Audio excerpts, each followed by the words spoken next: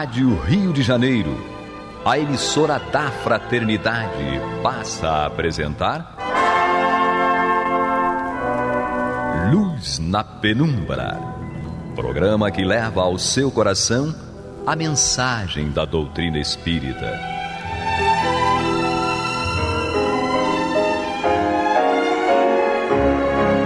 E com vocês, Eduardo Araújo, para o estudo de O Livro dos Médiuns, da obra codificada por Allan Kardec.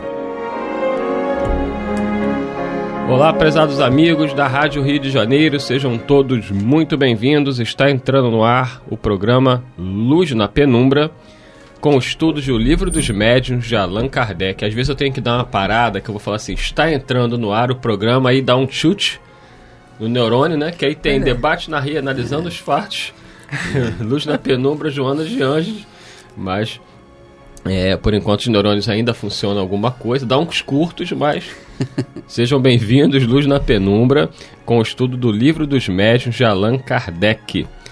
E junto com ele, Paulo Renato, seja bem-vindo. Obrigado, Deus nos abençoe. Glória a Deus, já está ali com a Bíblia, sempre presente, os pedacinhos dela, e Maria de Fátima Miranda com... Sim, que Jesus nos conduza. Com seus livros, e ela hoje trouxe... O que é aquilo ali, Paulo Renato?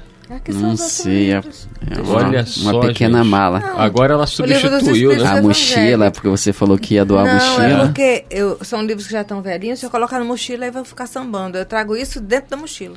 Ah, tá, entendi. Então tá certo. Bem, vamos lá. É um caso a ser estudado isso. Sejam bem-vindos, vamos aí dar continuidade ao nosso estudo de O Livro dos Médiuns. Nós estamos aí terminando, talvez hoje ou no próximo programa terminemos a primeira parte, né, que é o capítulo 4, nós estamos no item 51, Allan Kardec falando sobre a questão do perispírito, e hoje ele vai iniciar aqui nós vamos iniciar no item 51, no segundo parágrafo, que é muito interessante aí, essa questão que o espírito Lamennais, ele vai falar sobre o perispírito no sentido de que nós devemos entender, como nós devemos entender o perispírito, qual a importância dele. Então vamos nós, ele diz o seguinte aqui: agora, o ponto de vista científico, ou seja, a essência mesma do perispírito. Por que ele fala sobre isso? Porque eu vejo muitas pessoas, né, nós vemos, né, vocês também devem já ter tido a oportunidade, comentando sobre o aspecto científico do perispírito. Muita gente tem interesse, e é um interesse louvável, né, de compreender como é que seria esse corpo espiritual cientificamente, de que ele é formado, que tipo de moléculas são essas, como é que pode ele se tornar tangível. Tem livros com centenas de páginas falando sobre o perispírito, muito complexos, muito científicos, e a gente fica assim, meu Deus, esse negócio de perispírito é muito complicado. E aí olha o que o espírito Lamennais vai falar. Lembrando que a gente está aí no item 51, segundo parágrafo. Agora, o ponto de vista científico, ou seja, a essência mesma do perispírito, isso é outra questão. Compreendei primeiro moralmente. Então, vale a pena a gente parar aqui para refletir, porque, com todo respeito aos nossos companheiros, né, que gostam muito dessa pesquisa científica, que, repito, é louvável, o espírito Lamennais coloca que o fundamental sobre a questão do corpo espiritual, ao invés de nós ficarmos perquirindo ele cientificamente, coisa que nós ainda estamos um pouquinho longe, né? Os nossos instrumentos ainda são muito limitados para isso, que a gente compreenda o perispírito moralmente. Lembrando que, para quem está chegando aí, perispírito é o nome que Allan Kardec deu para o nosso corpo espiritual, né? Que os orientais chamam de corpo astral, que é exatamente o que você vê após a morte de uma pessoa. A pessoa aparece para você e você vai dizer, ela estava igualzinha quando eu conhecia ela em vida. Até a roupa era igual. Como é que o espírito faz para se apresentar com a mesma aparência, com a mesma roupa, com os objetos? É através desse corpo espiritual chamado por Allan Kardec de perispírito. Hernani Guimarães Andrade chama de modelo organizador biológico. E aí, Paulo Renato, aí vem o Lamennais e joga um balde de água fria no povo que gosta de aprofundar no aspecto científico, dizendo o seguinte, essa questão do perispírito é uma outra questão, compreendei-o moralmente. Por quê? É interessante essa digamos, revelação, né, que os benfeitores deram a Allan Kardec, e ele pôde comprovar através das diversas comunicações presenciadas por ele e por outros pesquisadores à época. Mas, como você falava, no próprio Livro dos Espíritos, as questões 9.3 e 9.4 e seguintes falam sobre o perispírito. Na questão 9.3, o espírito propriamente, Allan Kardec perguntou aos benfeitores: o espírito propriamente dito nenhuma cobertura tem, ou como pretendem alguns, está sempre envolto numa substância qualquer? Os benfeitores responderam: envolve uma substância vaporosa para os teus olhos, mas ainda bastante grosseira para nós, assaz vaporosa, entretanto, para poder elevar-se na atmosfera e transportar-se. E Kardec faz o comentário que você se referiu, envolvendo o germe de um fruto ao perisperma. Do mesmo modo, uma substância que, por comparação, se pode chamar perispírito, serve de envoltório ao espírito propriamente dito. E na 9.4 ele fala de onde tira o espírito o seu invólucro semimaterial. Ele fala ainda do fluido universal de cada globo e vem respondendo ali adiante. No próprio capítulo 14 da Gênesis também se refere a essas questões do perispírito, no item 7, quando ele fala a formação e propriedades do perispírito. Então, eles confirmam aquilo que havia sido respondido em um livro dos Espíritos.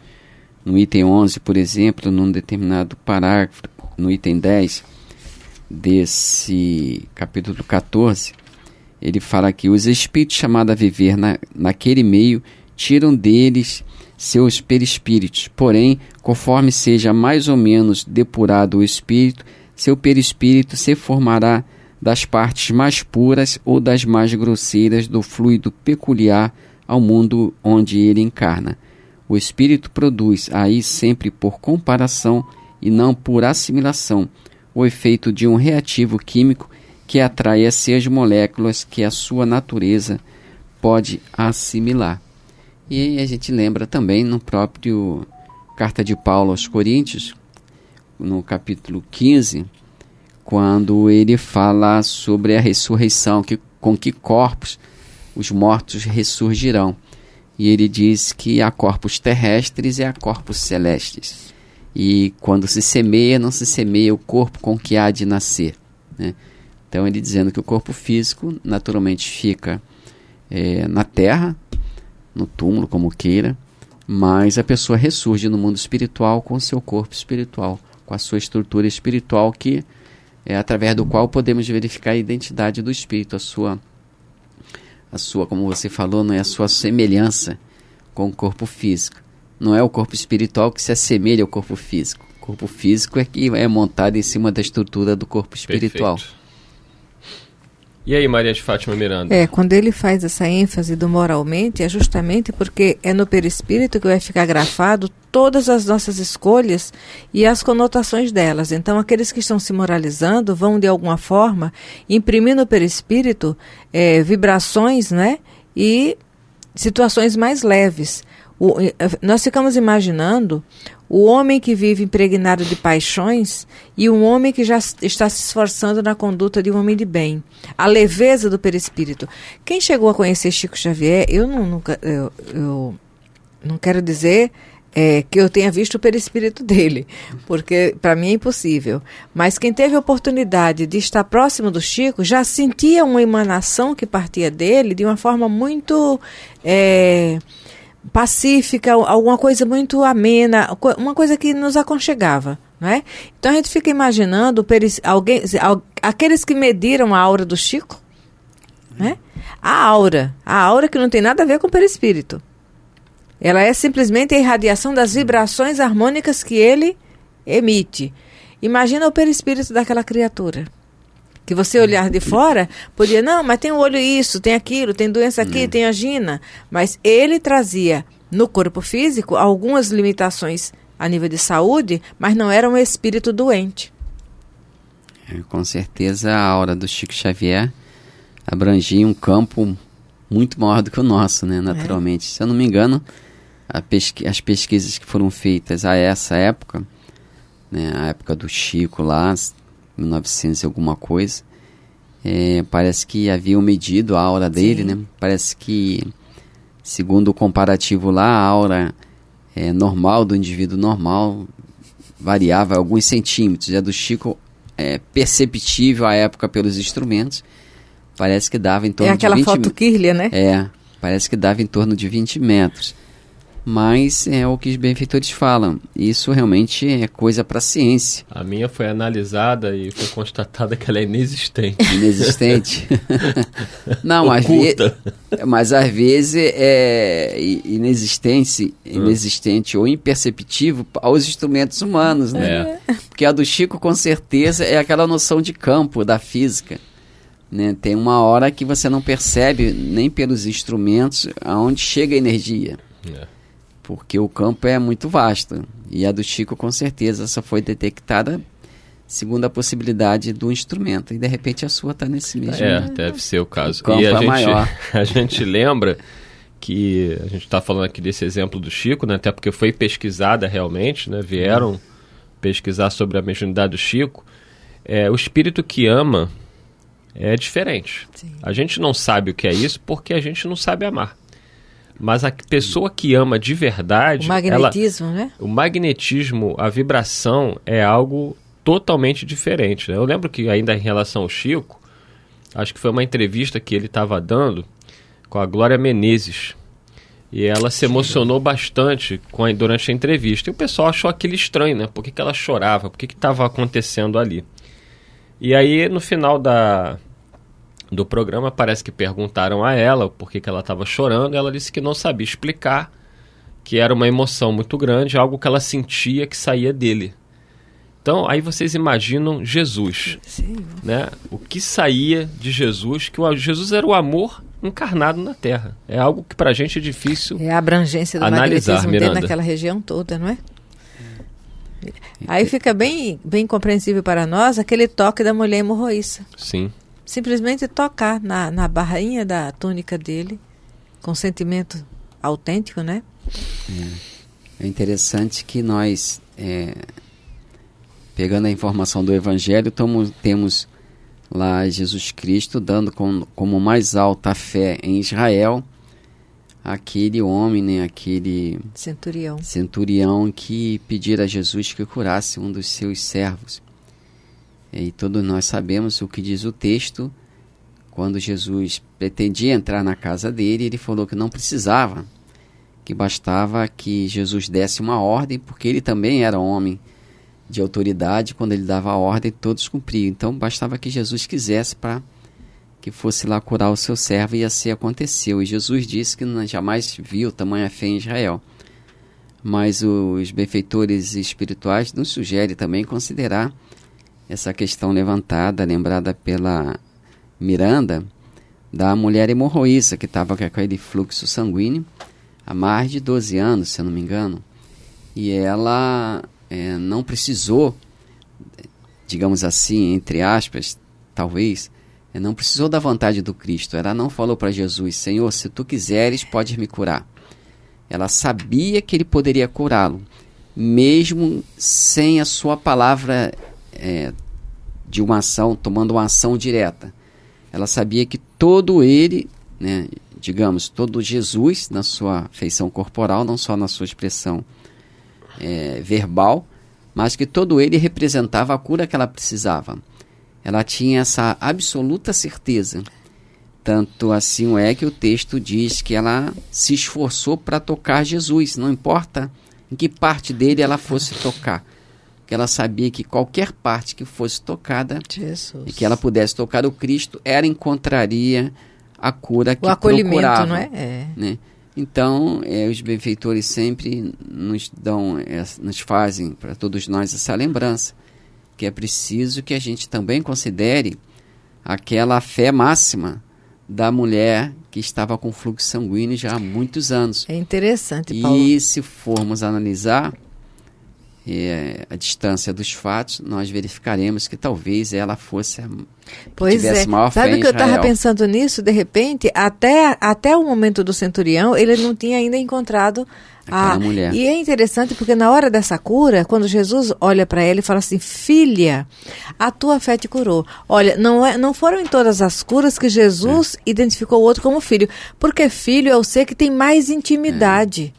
A questão da simpatia, digamos, que a gente sempre fala na doutrina espírita. É interessante, aquela sintonia com ele. E é interessante ainda, continuando o texto, que Jesus estava em meio à turba, caminhando, e ele para e fala para Pedro, pergunta a Pedro, quem me tocou? Meu Deus, é emocionante. Quer dizer, muitos o tocaram por todos os lados, com certeza. Mas alguém tocou nele de uma forma diferente. Sim. De modo que ele naturalmente expeliu aquelas energias curativas. Então ele pergunta a Pedro, quem me tocou? Aí Pedro, Senhor, todos se acotovelam em torno de ti. Como é que eu vou saber quem te tocou? Ele falou, não, de mim saíram virtudes. Interessante aí, lembrando o que Eduardo falou, porque muitos, em relação ao Chico, porque muitos estiveram na presença do Chico, conversaram com ele, e saíram, digamos, quase que do jeito que entrou, né? Do jeito que chegou à presença do Chico, tão vazios às vezes quanto antes. Mas aqueles que estavam naquela sintonia do bem, naturalmente conseguiram registrar e absorver o benefício da presença do Chico, que era aquelas irradiações amorosas. Lembra do Felinto, que foi lá, desse passou uma semana. Sem lavar a mão. Passou uma semana em êxtase, menino. O Felinto é um amigo nosso, né? Uma que figura, tá morando agora... Eu acho que é Natal, não é? Natal, né? Ele ficou uma semana em estado de êxtase, né? O Raul Teixeira, ele narra que a primeira vez que ele entrou na Porciúncula, ele chorava. Aí alguém perguntou se ele estava emocionado. Ele falou, eu estou chorando porque eu sei que eu não vou conseguir preservar em mim tudo isso que eu estou registrando aqui nesse momento. E os espíritos dizem que somente o amor realmente faz vibrar as fibras mais íntimas do ser para produzir a luz e o amor mesmo, né? Irradiar o amor com que a pessoa ama. Não é o amor com que a pessoa é amada, mas é amor com que a pessoa ama, porque muitos amaram o Chico, a sua maneira, mas amaram. Mas não foi esse amor de fora que fazia com que as pessoas se sentissem bem dentro do campo da sintonia com a presença do Chico. Era o amor com que ele amava, né? E é justamente esse amor, né, que faz com que o nosso corpo espiritual, nosso perispírito, possa emitir, né, a luz, brilhar, como Jesus próprio dizia, brilhe a vossa luz. Uma das passagens belíssimas do Evangelho, quando Jesus diz, brilhe a vossa luz, porque nós somos luz, somos filhos dessa luz. Mas a nossa realidade ainda humana, de egoísmo, de orgulho, de vaidade, de todas essas coisas que são inúteis, mas que a gente não consegue se libertar, né? Como diz o Espírito Emmanuel, são milênios de sombra versus um desejo de luz. Então, assim, se eu fosse o que eu pensasse, né, o que eu penso seria um espírito superior, que é o que eu acredito. Né? Eu reconheço nas palavras de Jesus o caminho correto, mas diante do meu desejo, do meu pensamento, tem a minha realidade íntima, que é a prevalência ainda do homem velho, que Paulo cita, né? Que esse homem velho que se prevalece das sensações, que se prevalece ainda de um egoísmo feroz, de um orgulho. A gente tem muito que aprender e não vamos conquistar os degraus mais altos simplesmente à custa de palavras. Nós teremos que estar dispostos a realmente lutarmos como alguém que está escalando uma montanha, né? Vamos comparar isso se a gente fosse escalar o Everest. É bem pior do que isso, mas é uma comparação. Diz ainda o Espírito Emmanuel, o Chico Xavier, que para crescer espiritualmente ninguém cresce sem sangue, suor e lágrimas. E aí quem de nós está disposto, né, a ter que enfrentar tanta luta, renunciando a si mesmo, como disse Jesus, tomando a cruz e o seguindo. Esse é o nosso desafio, né? A gente está aqui na rádio, muitos companheiros estão nesse mesmo horário nas suas igrejas, seja de igreja protestante, igreja católica, os companheiros nos seus terreiros de Umbanda, os nossos irmãos judeus fazendo as suas reuniões nas suas sinagogas, os nossos irmãos budistas, todos buscando um mesmo objetivo: o crescimento moral e espiritual. Mas nós, individualmente, teremos que fazer esse esforço. Ninguém poderá fazer isso por nós. Não é isso, Paulo Renato? Isso aqui na carta de Paulo aos Coríntios, segunda carta, ele ainda fala, né, capítulo 4, versículo 16, ele fala: por isso não desanimamos, pelo contrário, mesmo que o nosso homem exterior se corrompa, contudo, o nosso homem interior se renova dia em dia. Então ele vem falando justamente o que você falou, né? É preciso caminhar um pouco mais no campo das realizações, da prática, né? No próprio texto antigo disse que a gente verifica lá que os profetas, os chamados grandes profetas, Josué, Oséias, né? Que na verdade era o mesmo nome de Josué, e outros tantos, eles não conquistaram a terra de Canaã com simples palavras, com simples citação de textos antigos. Com certeza, eles fizeram esforços no campo físico, né, e no campo moral mesmo, né, quando Moisés manda lá Josué e Caleb, se eu não me engano, para investigar a terra que eles deveriam penetrar, a terra de Canaã. Então eles vão lá e com algum sacrifício físico, porque vão na condição de espiões, segundo o próprio texto bíblico lá em Números, né? Então o texto diz das dificuldades que eles passaram, que eles enfrentaram. Então a gente observa que para conquistarmos aquela terra que mana leite e mel, é preciso esforço físico, é preciso alguma renúncia física, né? E muitas vezes nós nos contentamos com a beleza das palavras, nos adornamos com elas, acreditando possuir-lhes as virtudes. E às vezes nós somos pegos de surpresa diante das experiências da vida, aquelas citações que nós recomendamos aos outros, né, aqueles conselhos que nós recomendamos aos outros, nós não conseguimos agora aplicá-los para nós mesmos. E a gente verifica quão frágil ainda nós somos e quanto ainda temos que absorver do remédio que recomendamos para a cura do outro. No livro Jesus no Lar, nós temos lá o educador conturbado, o título da mensagem, que ele curava todo mundo com seu martelo, martelava aqui e ali, não se importando com as dores que os outros sentiam, porque ele sabia que aquelas marteladas eram para curar. Então, quando ele desejou ascender às esferas superiores, um anjo do Senhor veio falar com ele: não, mas você também precisa de consertos. É preciso também que você se martele. Então ele utilizou o martelo nele mesmo e ele descobriu que era difícil se corrigir, né? Corrigir da impaciência, da intolerância. Então ele verificou que realmente o processo de crescimento é doloroso. Muito bom, está no livro Jesus no Lar, não é isso? O educador conturbado. O educador, leiam. E chegamos aí ao final de mais um programa, né? E agradecendo a vocês. Talvez vocês estejam se perguntando: meu Deus, esse povo fala em vez de estudar o livro. Nós estamos estudando o livro. Porque realmente essa fala do Espírito Lamennais, falando da gente compreender o perispírito moralmente, era importante que nós refletíssemos sobre o que seria compreendê-lo moralmente. E aí, claro, recorremos ao Evangelho de Jesus, recorremos às reflexões necessárias, porque esse é o grande objetivo de você que está escutando a rádio agora.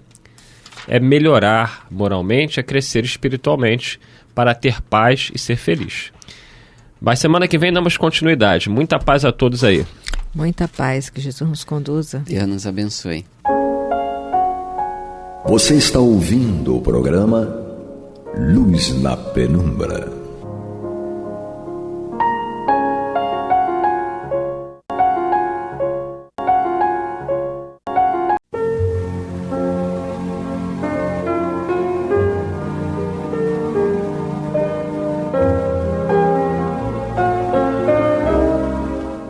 Rádio Rio de Janeiro está levando ao seu lar e ao seu coração a mensagem consoladora da doutrina espírita, através do programa Luz na Penumbra.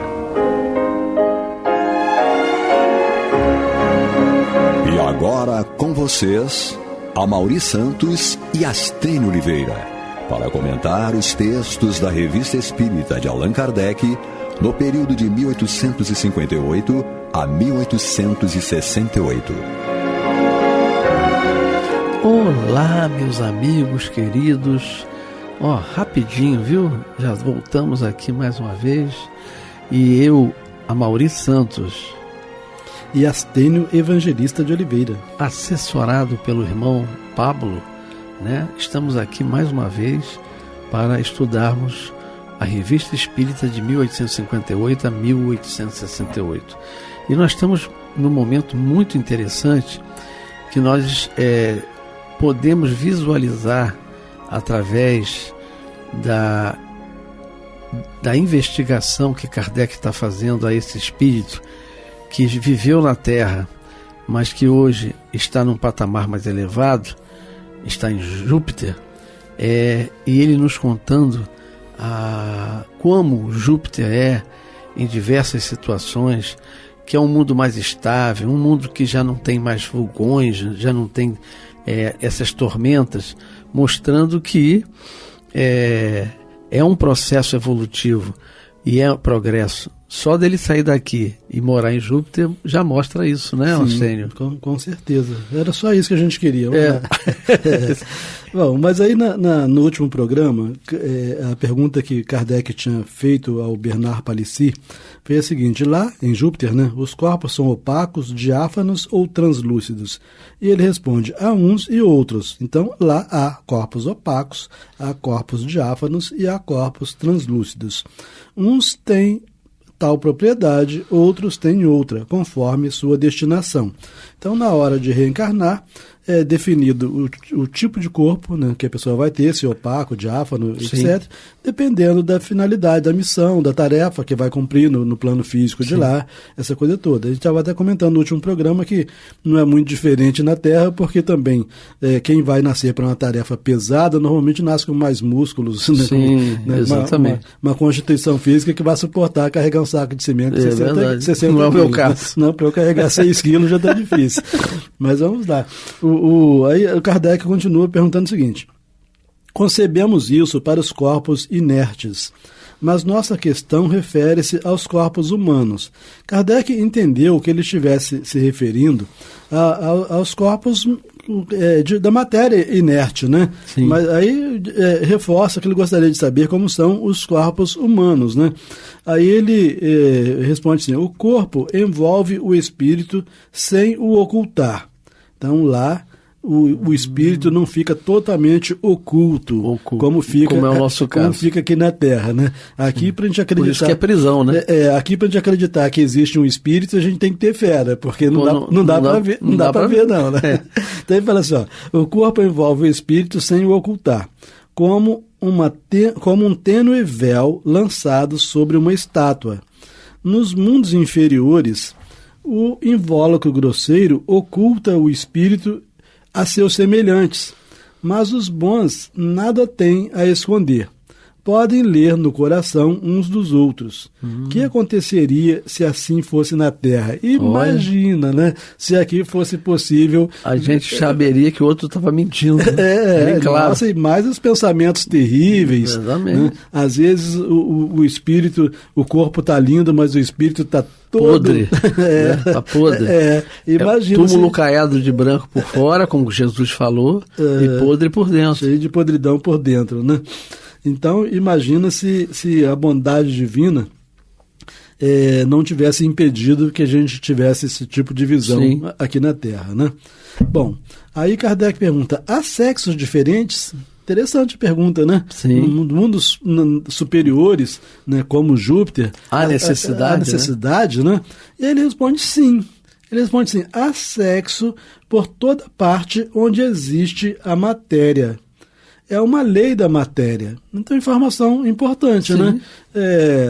E ele fala por toda parte, parece que em razão dos conhecimentos dele, já de Júpiter, ele, como se diz, não se limita a Júpiter, não. Qualquer planeta onde haja matéria, há sexo, né? Pelo menos a conformação biológica, etc., né? do sexo.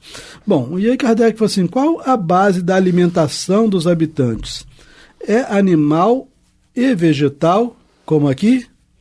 Num mundo superior desse, o que você acha que ele vai responder? Eu acho que ele vai responder que é bem diferente. Bem diferente, bem né? diferente. Porque se a gente vê que a gente ainda se alimenta de animais. Vê aqueles homens superiores comendo os bichos sangrentos, né? É verdade.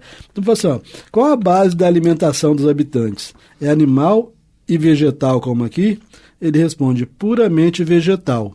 O homem é o protetor dos animais. Né? Perfeito. Então, já atingiu outro ápice, né?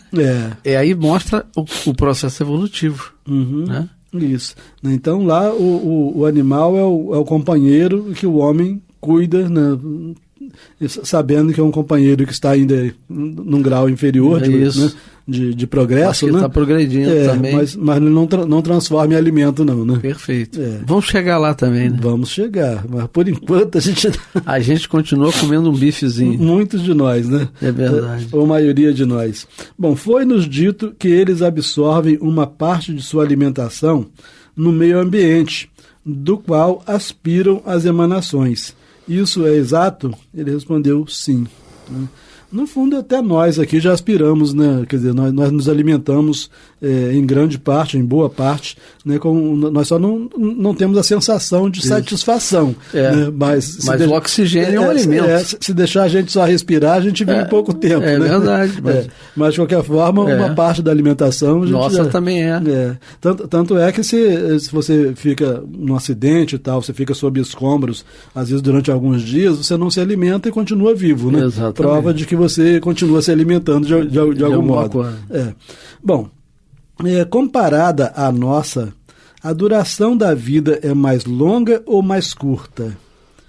Aí, obviamente, né, que nós não precisaríamos nem ver a resposta do Palissy para concluirmos que se a qualidade de vida é muito melhor, né, o corpo se desgasta muito menos. Né? O desgaste é muito menor. Então a vida deve ser mais longa. Né? Então ele fala assim, comparado à nossa, a duração da vida é mais longa ou mais curta? Ele responde, mais longa. Ele poderia até ter respondido, a gente vai verificar mais à frente, ele poderia até ter respondido muito mais longa, mas ele economizava palavras. Vamos lá, 200 anos, 300 anos. Bota mais aí, não é verdade? Bota mais aí, mas tem mais, a gente vai ver. É mais longa do que isso. Né? Mas ele economiza palavras. Não sei por que o espírito superior gosta de economizar palavras. Né? Talvez para não aguçar tanto, porque o Kardec já era curioso. Já dava... pergunta complicada, né? E eu acho que também, Astênio, por ser um mundo melhor, né, com uma harmonia que nós ainda não vislumbramos na Terra, né? Ele dá respostas curtas porque não é, como o próprio Cristo falou, né? Vós não estáis preparado para saber de tudo. Pode ser. Né? Por isso que a doutrina espírita surgiu no século XIX. Sim.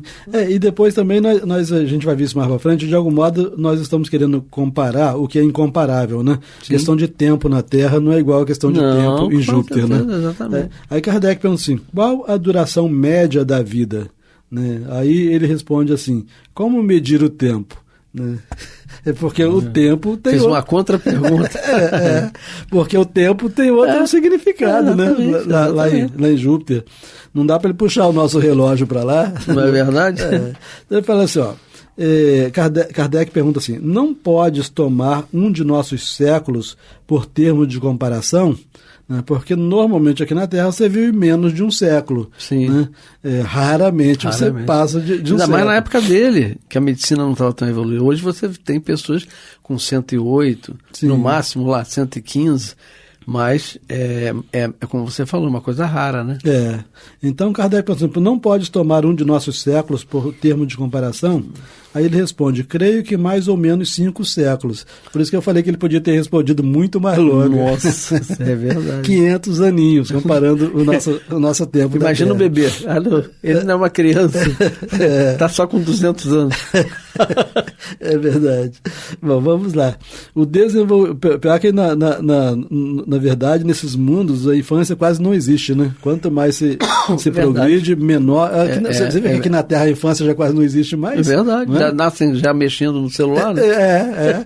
Eu tenho uma neta que está com menos de 2 anos, que eu já falei que minha mulher com 3 já acabou a infância dela. É verdade. Porque já trata as coisas como adulta. Como adulta, exatamente. Bom, então creio que mais ou menos 5 séculos. Aí Kardec pergunta, o desenvolvimento da infância é proporcionalmente mais rápido que o nosso? Aí ele responde, o homem conserva sua superioridade. A infância não comprime sua inteligência, nem a velhice a extingue. Que beleza de planeta, coisa né? Coisa linda, né? Então a infância não comprime a inteligência. Por isso que isso já está quase acontecendo na Terra já. Os espíritos estão desde cedíssimo já manifestando a inteligência. Mas para que os nossos ouvintes entendam, quando ele fala comprime, significa o seguinte, que a criança, né, por não lembrar das outras existências, por não ter isso, ela volta para reaprender, né, e ser tolhida de repente. Sim, em algumas situações. A inteligência fica embotada. Fica embotada, exatamente. Uma questão extremamente importante. Lá não. Lá a inteligência não fica comprimida. É criança, pela medida do tempo deles lá, mas na realidade o conhecimento dele continua. Sim, né? É isso. E aí Kardec pergunta assim, estão os homens sujeitos a doenças? Então mais uma pergunta que nós não precisaríamos ver a resposta do Palissy. Né, só comem vegetal. Né? Isopor. Não fazem mal a ninguém. Não fazem mal a ninguém. Não tem grandes preocupações, porque o que nos gera preocupações são doenças, é o mal que alguém possa nos fazer. Exatamente. E aí, na pergunta, estão os homens sujeitos a doenças? Eles respondem, não estão sujeitos aos vossos males. Então a gente nota que ele não disse que lá não tem doença nenhuma. Sim. Não tem as nossas doenças. Exatamente. Não é? Então, a doença característica, proporcional, né, compatível com o estado de vida de lá. Mas não são espíritos puros ainda. Não. Então, alguma coisa ainda há. Ainda deve ter um laboratóriozinho lá para você trabalhar ainda. Com certeza. Bom, e aí o Kardec pergunta, a vida está dividida entre a vigília e o sono, né? Porque eles também descansam, né? Porque aqui, de algum modo, a gente tem 8 horas de sono, teoricamente. Tem que recarregar a bateria. O restante é vigília, né? E aí ele responde o seguinte, entre a ação e o repouso. Vamos ver melhor isso aqui, né? Que fala assim, a vida está dividida entre a vigília e o sono, ou seja, os espíritos, os homens lá, não os espíritos, os homens ficam acordados uma parte do tempo e dormindo outra parte do tempo. Ele fala assim, a vida está dividida entre a ação e o repouso, não necessariamente no sono. Então você não fica trabalhando o tempo inteiro, mas você não precisa necessariamente dormir. Interessante isso, né? Por isso que eu falo assim, a vida física em Júpiter é muito semelhante à vida espiritual na Terra. Né? Perfeito, você está falando. Porque na Terra, no mundo espiritual, na Terra, a gente não precisa dormir, mas precisa repousar. Com certeza, né? Com certeza. Você vê, meu amigo. Você vê porque é uma matéria densa, né? Como a nossa, né? A gente é obrigado a ter que descansar, porque chega um momento que nem os olhos abrem, né? A parte material a gente não consegue. Você quer ficar atento, não consegue mais se concentrar, então é necessário você recarregar isso. De que maneira? Dormindo. Lá já é diferente. Né? Você não necessariamente precisa disso. Você vai fazer alguma coisa que te agrada e tal, não cumprir um cumprimento de um dever, vai para um lazer e é o suficiente, né? Exatamente. Isso. Bom, então poderias dar-nos uma ideia das diversas ocupações dos homens? Né? Então aqui nós já sabemos mais ou menos as ocupações dos espíritos. Kardec quer saber as ocupações dos homens em Júpiter. Te interessa saber isso, né? Já que você disse que vai para lá em breve? Pois em breve não. Esse breve aí não faz isso comigo, não. Então, olha só. A pergunta foi: poderias dar-nos uma ideia das diversas ocupações dos homens? Ele respondeu: seria preciso dizer muito. Quer dizer, para ele poder falar sobre as ocupações, até aqui na Terra, se nós precisássemos falar sobre as ocupações dos homens na Terra, teríamos que precisar muitas horas para poder falar, né? Com certeza. Então, seria preciso dizer muito. Sua principal ocupação é encorajar os espíritos que habitam os mundos inferiores a perseverarem no bom caminho. Não havendo entre eles infortúnio a aliviar, né, entre os habitantes de Júpiter, né, entre os homens de Júpiter, não havendo entre eles infortúnio a aliviar, vão procurá-lo onde existe sofrimento. São os espíritos bons que vos sustentam e vos atraem ao bom caminho. Olha, que informação, hein? Importantíssima, né? Então, porque está dizendo que eles... e aí, olha que coisa bonita. Você está falando, a espiritualidade nos ajuda, né? Quando Kardec faz a pergunta aos espíritos, né? Se os espíritos nos influenciavam, muito mais do que vocês imaginam. Isso. Então, devem ser exatamente esses espíritos que estão nesses patamares, né? Que vêm em mundos inferiores como o nosso e vêm ajudar aqueles que estão encarnados, né, a perseverar no bem. E você vê que ele está se referindo aqui aos homens de Júpiter, ou seja, aos encarnados de Júpiter. Exatamente. Então, os encarnados de lá podem vir a mundos inferiores. Olha só, né? Que lindo, né? E com certeza, muito bonita. E você vai vendo a junção do que o nosso conhecimento, né, em relação ao que Kardec propôs, colocou nos livros, e o quanto essa revista é rica, né? Sim. De informações e nos amplia, né? A visão. A gente não ler a revista espírita é perder uma boa parte da doutrina espírita. Não é verdade? Não é? Aí Kardec parte para uma outra pergunta, dizendo, a gente vê que Kardec está muito interessado em conhecer a respeito de Júpiter, né? Porque ele está trazendo várias perguntas, né? Sim. Então ele fala assim: ali se cultivam certas artes. Quer dizer, em Júpiter, se cultivam certas artes, aí, pela sua manifestação, eu percebi a mesma coisa que antes de vir a resposta eu tinha pensado. A arte lá deve ser sublime, né? Aí olha o que ele responde: lá elas são inúteis. É mesmo. Meu amigo. Olha só, lá elas são inúteis. As vossas artes são brinquedos que distraem vossas dores. Meu Deus. Ou seja, os homens lá têm mais o que fazer. Não é ficar fazendo, desenhando no papel, não. Mas é muito interessante a colocação. Que a gente, se a gente não tivesse lido essa comunicação, a gente teria pensado assim: nossa, imagina a comparação das artes de lá com as artes daqui. E você vê que a resposta que ele deu, ela está ligada à resposta anterior que ele deu. Porque quando Kardec fez a pergunta anterior desses espíritos, né, desses espíritos encarnados em Júpiter, se deslocarem a mundos inferiores, em áreas de sofrimento, e aí Kardec faz a pergunta das artes, né, tá ligada, porque ele fala assim: não, nós temos muito mais coisa para se preocupar do que ficar... Sim. É como se assim, eu estou perdendo tempo aqui vendo essa peça de teatro. Você vê a escala de valores, vai mudando, né? É verdade. Aí fala assim, como se eles só procurassem coisas úteis para fazer, né? Daí as artes não seriam coisas úteis, né, para fazer. Bom, aí Kardec volta à pergunta: a densidade específica do corpo humano permite-lhe transportar-se de um lugar a outro sem ficar, como aqui, preso ao solo, né? Que nós falávamos que aqui a gente rasteja, né? Por mais rápido que a gente ande, a gente rasteja. Perfeito. Então ele fala assim: a densidade específica do corpo humano permite-lhe transportar-se de um lugar a outro sem ficar, como aqui, preso ao solo. Infelizmente ele só deu aquela resposta sim. Né? De qualquer forma, quer dizer, o corpo lá, embora tenha uma certa densidade, permite transportar-se de um lugar ao outro sem ficar como preso ao solo. Isso aqui de algum modo também justifica porque que mesmo encarnados eles podem se transportar a mundos inferiores. E você colabora com uma coisa, você vai lembrar, que foi da sua época e da minha. Jornada nas Estrelas. Sim. Mas era arte, eu não via. Era arte, você não via. Então, do Capitão Kirk, quando eles saíam, eles paravam numa determinada área e iam até um planeta, né? O que eles faziam? Eles se teletransportavam. Olha, teletransportavam. Eles entravam numa máquina, a máquina desmoleculava eles e formavam eles já no planeta. Era um filme, é arte. Sim. Mas olha só, é mais ou menos, eles teletransportam. Sim. Olha, isso no século XIX. Isso.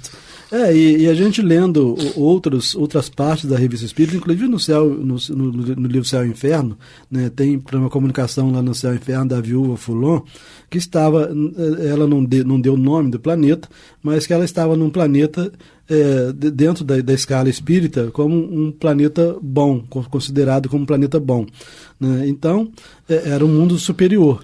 E ela vinha com frequência na Terra, inclusive para cuidar dos familiares, né? Então, a gente verifica.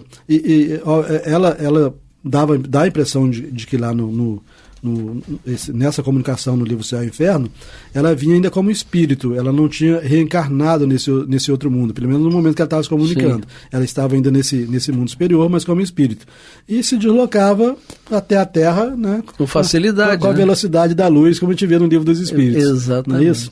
Então, Kardec faz outra pergunta. Ele fala assim: experimenta-se ali o tédio e o desgosto da vida? Então, mais uma pergunta que a gente responderia sem ouvir o Palissy. Sem ouvir, né? Não é isso?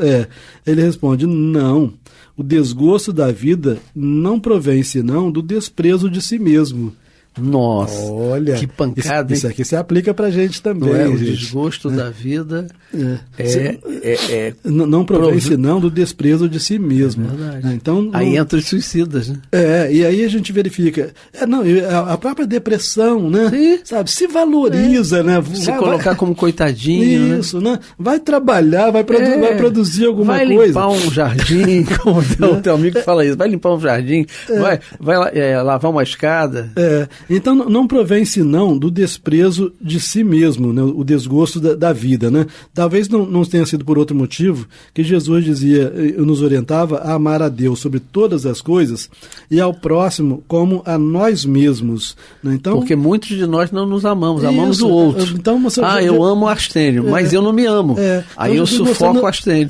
Jesus mostrando a importância da criatura se amar, né? Então, se a criatura se ama, não existe tédio, não existe desgosto da vida, né? Perfeito. Não é que ela não sofra, tem sofrimento à vontade, mas mesmo assim ela ama a vida. Exatamente, e ela olha como o nosso amigo aí, né? Olha o sofrimento como um momento e que vai passar.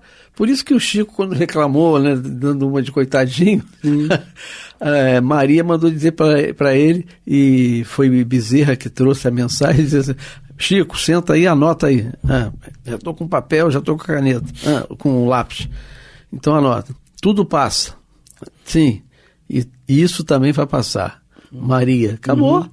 Então, mas nós entramos no sofrimento e adentramos e não queremos sair. Né? É como você falou, a gente entra num estágio de estagnação. Como se pedisse: tenham pena de mim, né? Exatamente, e não é isso, a vida não é isso. Nós não somos coitadinhos, nós estamos aqui para sermos felizes dentro dos patamares do planeta. Há muito que fazer ainda, né? Enquanto nós estivermos aqui, irmão, morrendo de fome no mundo que tem comida... Sim, você seria um grande egoísta se você se sentisse feliz. Não é verdade? Então agora, enquanto não tiver irmãos na África e outros, né, passando por situações de tentar comer num planeta que hoje se joga grãos fora, né? Quando as plantações enormes, né, de soja, de tudo... você não pode ser feliz, mas você tem que viver, você tem que buscar, você tem que ler, tem que escrever, tem que buscar. E a nossa incompetência é que faz com que a gente fique nesses estágios infelizes. Sim. Vamos deixar para o próximo programa? Já está acabando mesmo. Então, vamos encerrar agora. Eu, Amaury Santos e Astênio Evangelista de Oliveira, assessorado pelo nosso irmão querido Pablo. Muita paz.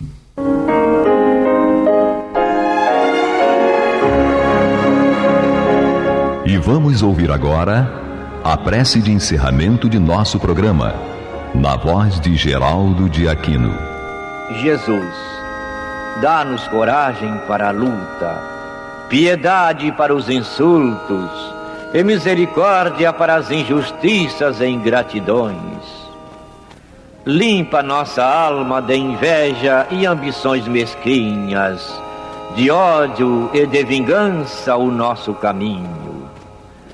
E que dentro em pouco, ao recolher-nos de novo ao calor do nosso leito, para que o sono nos dê a paz e o esquecimento das tristezas humanas, possamos sentir, Senhor, no mais íntimo de nosso ser, a doçura indefinível do Teu amor e a grandeza incomparável da Tua divina presença. Que assim seja.